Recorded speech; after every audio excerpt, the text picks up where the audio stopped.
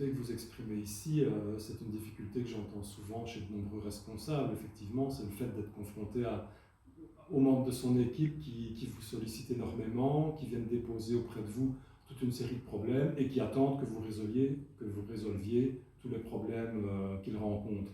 C'est particulièrement énergivore pour le responsable, forcément. Le piège, c'est d'endosser cette responsabilité de devoir résoudre tous les problèmes qui sont ramenés par l'équipe.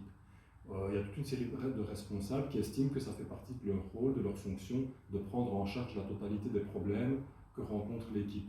Or, le responsable, il a ses missions spécifiques aussi à réaliser, sa propre hiérarchie a des attentes vis-à-vis de lui, et donc si en plus il essaie de résoudre les mille et un problèmes du quotidien, à un moment donné, il va être débordé, il va saturer, il ne va plus savoir que faire, il perd la notion des priorités, il ne sait plus à quoi il doit donner de l'importance ou pas, et ça devient très compliqué. Donc l'idée pour vous comme pour les autres responsables qui rencontrent ce problème, c'est d'arriver à travailler avec l'équipe cette notion de quels sont les problèmes que vous rencontrez sur le terrain et par rapport auxquels vous devez développer vos capacités de résolution de ces problèmes-là. Donc c'est de pouvoir faire comprendre à une équipe qu'il y a des problèmes qu'elle rencontre mais qu'elle peut résoudre par elle-même. Donc ça demande de les définir évidemment et de définir un cadre par rapport à ça. Mais l'idée, c'est que l'équipe comprenne que le rôle du responsable n'est pas forcément d'avoir à résoudre les mille et un problèmes du quotidien. Parce que vous avez d'autres priorités, vous avez d'autres choses à faire qui sont plus importantes.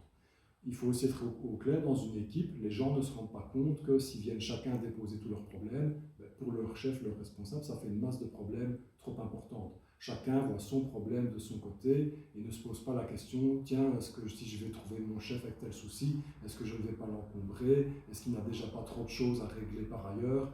Les gens dans l'équipe ne se posent pas ce genre de questions. Donc c'est au responsable à pouvoir poser un cadre, définir des limites par rapport aux attentes des membres de son équipe et pouvoir le faire de manière explicite.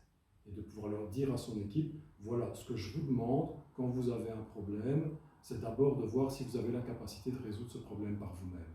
Si oui, je vous demande de le faire, de voir avec vos collègues comment vous pouvez faire ensemble.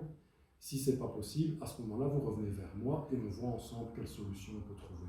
Mais c'est sortir en tout cas de ce fonctionnement automatique dans l'équipe de j'ai un problème, je vais le relayer auprès de mon chef. Voilà, moi j'ai fait part de mon problème, donc je suis tranquille. Au chef maintenant à trouver la solution à revenir vers moi.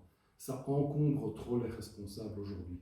Donc c'est le responsable qui doit reprendre la main par rapport à ça et formuler des demandes claires vis-à-vis de son équipe et de travailler avec l'équipe sur comment est-ce qu'on résout les problèmes qu'on rencontre dans le cadre de notre travail et qui s'occupe de quoi par rapport à ces problèmes.